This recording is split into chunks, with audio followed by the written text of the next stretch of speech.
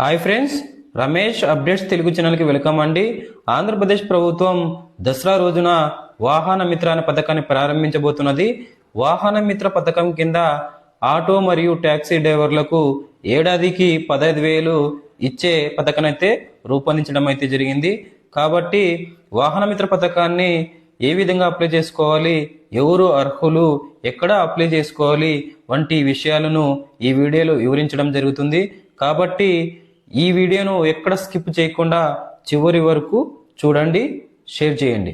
వాహన మిత్ర పథకం 2025-26 అప్లై చేసుకోవడానికి అవసరమైనటువంటి documents: Aadhaar card, white ration card, caste certificate, driving licence, vehicle registration certificate, bank account number, bank account passbook, mobile number, passport size ఫోటోలు అవసరమవుతాయి.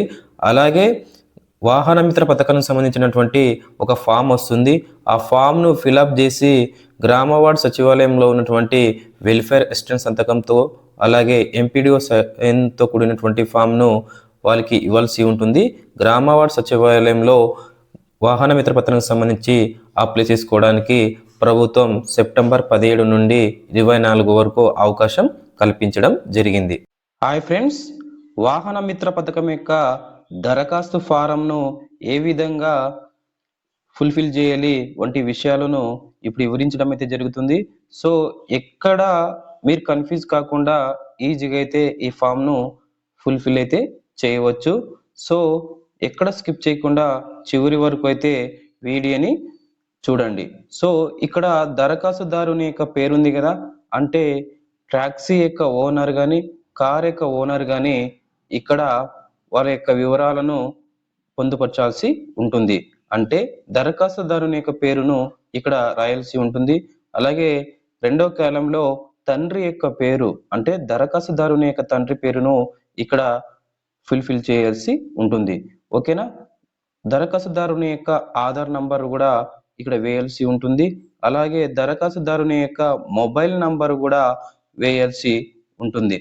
So ఐదో కాలంలో దరఖాస్తుదారుడు యొక్క కులము, అలాగే ఉపకులము కూడా ఇక్కడ మెన్షన్ చేయాలని చెప్పేసి పేర్కొనడం అయితే జరిగింది. కుల ధృవీకరణ పత్రం నంబరు అన్నారు, అంటే క్యాస్ట్ నంబర్ ఉంటుంది. సిజిసి నంబర్తో మొదలవడం అయితే జరుగుతుంది. ఇక్కడ కులం ధృవీకరణ పత్రం యొక్క నంబర్ ఉంటుంది, అది కూడా వేయాల్సి ఉంటుంది. 7th కాలంలో బ్యాంక్ యొక్క వివరాలు అన్నారు. సో ఖాతా అంటే అకౌంట్ నంబర్ను ఇక్కడ రాయాల్సి ఉంటుంది. ఆ అకౌంట్ ఏ బ్యాంకులో ఉందో దానికి సంబంధించినటువంటి ఐఎఫ్ఎస్సి కోడ్ కూడా రాయాల్సి ఉంటుంది. బ్రాంచ్ యొక్క పేరు, మీరు ఏ బ్రాంచ్లో అయితే అకౌంట్ నంబర్ కలిగి ఉన్నారో ఆ అకౌంట్ బ్రాంచ్ నంబరు, బ్రాంచ్ యొక్క పేరు రాయాల్సి ఉంటుంది. 8వ కాలంలో ఆదాయ ధృవీకరణ పత్రం నంబర్ మరియు ఆదాయం అన్నాడు. అంటే మీరు ఇన్కమ్ సర్టిఫికేట్ పొందిన వారైతే ఆ ఇన్కమ్ సర్టిఫికేట్ యొక్క నంబర్తో పాటు ఆ ఇన్కమ్ సర్టిఫికేట్లో ఎంత ఆదాయం వస్తుంది మీకు ఫర్ యానం, అంటే ఒక ఆర్థిక సంవత్సరంలో 80,000 వస్తే 80,000, 1,00,000 వస్తే 1,00,000 వస్తే 1,00,000ను కూడా మెన్షన్ చేయాలని చెప్పేసి పేర్కొనడం అయితే జరిగింది. 9th కాలంలో చిరునామా అన్నారు. సో ఆధార్ కార్డులో ఉన్నటువంటి డీటెయిల్స్ను మీరు అక్కడ పొందుపరచాల్సి ఉంటుంది. 10th కాలంలో వాహన రకం అన్నారు. ఆటో ఉంటే ఆటో అని టిక్కు కొట్టండి, ట్యాక్సీ ఉంటే ట్యాక్సీ మీద టిక్కు కొట్టండి. మ్యాక్స్ ఈ క్యాబ్ అన్నారు. ఈ మ్యాక్స్ ఈ క్యాబ్ ఉంటే అక్కడ కూడా టిక్కు కొట్టాల్సి ఉంటుంది. సో 11th కాలంలో వాహన గుర్తింపు సంఖ్య అన్నాడు. సో వాహనం యొక్క ఏ జిల్లాలో అయితే మీరు రిజిస్ట్రేషన్ అయినారో ఆ వాహన నంబర్ యొక్క అక్కడ మెన్షన్ చేయాల్సి ఉంటుంది. చెల్లుబాటు అయ్యే తేదీ అన్నాడు.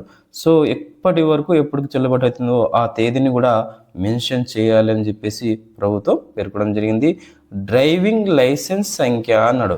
సో మీకు డిఎల్ ఉంటే ఆ డిఎల్కి సంబంధించినటువంటి ఒక సంఖ్య ఉంటుంది, ఆ సంఖ్య కూడా అక్కడ వేయాల్సి ఉంటుంది. జారీ చేసిన తేదీ, కార్యాలయం అన్నారు.